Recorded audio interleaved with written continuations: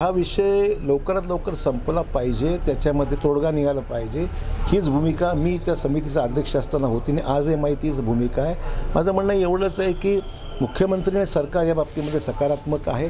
चर्चेतून मार्ग कायदेशीर विषय आहेत यातले, म्हणजे सरकारला करायचंच आहे, पण काही गोष्टीमध्ये कायदेशीर जे काही अडचणी आहेत त्या अडचणी दूर केल्या पाहिजेत ही त्याच्यामध्ये। आणि चर्चेतून मला खात्री आहे की विखे पाटील या आता समितीचे उपसमितीचे अध्यक्ष आहेत, कॅबिनेट सब कमिटीचे, ते त्याच्यामध्ये लक्ष घालतील आणि कायद्याच्या चौकटीत बसणारं आरक्षण राहिलं पाहिजे। जाहीर केलं टिकलं तर पाहिजे ना, महत्त्वाचा मुद्दा आहे। त्यामुळे कायद्याच्या चौकटीमध्ये जे आरक्षण आहे ते टिकलं पाहिजे आणि आपल्याला मराठा समाजाला स्वतःच्या हक्काचं आरक्षण मिळालं पाहिजे।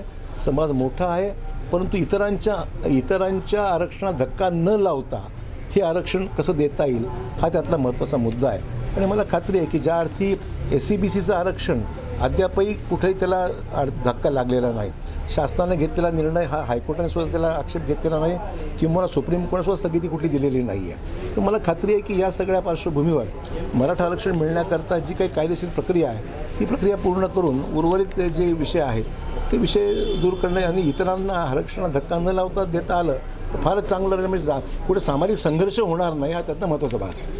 सुप्रिया सुळे भेटण्यासाठी गेले होते, मराठा आंदोलकांनी त्यांना घेराव घातला आणि गाडीवर पाण्याच्या बॉटल फेकली। त्यामुळे मला वाटतं असं करणं उचित नाही। कोणी लोकप्रतिनिधी जर गेला तर त्याला चर्चेला संधी दिली पाहिजे, बोलायला वेळ दिला पाहिजे आणि सगळ्यांची भूमिका तीच आहे मार्ग काढण्याकरता। त्यामुळे मला काय नेमकं घडलं मला माहीत नाही आहे, पण हे जर घडलं असेल तर मला वाटतं बरोबर नाही। आंदोलनाला तुमचा पाठिंबा आहे का? मग माझी भूमिका पहिल्यांदा घेतली ना, मी सांगितलं ना, इतरांच्या आरक्षणाला धक्का न लावता जर मार्ग निघाला तर कोणाला नको आहे। आणि मी तर समर्थनच जाहीर मागे बोललो, माझी भाषणं जी आहेत सभागृहातली ती यूट्यूबवर आजही पाहायला मिळतात। त्यामुळे आमची भूमिका जी आहे ती कायम आहे।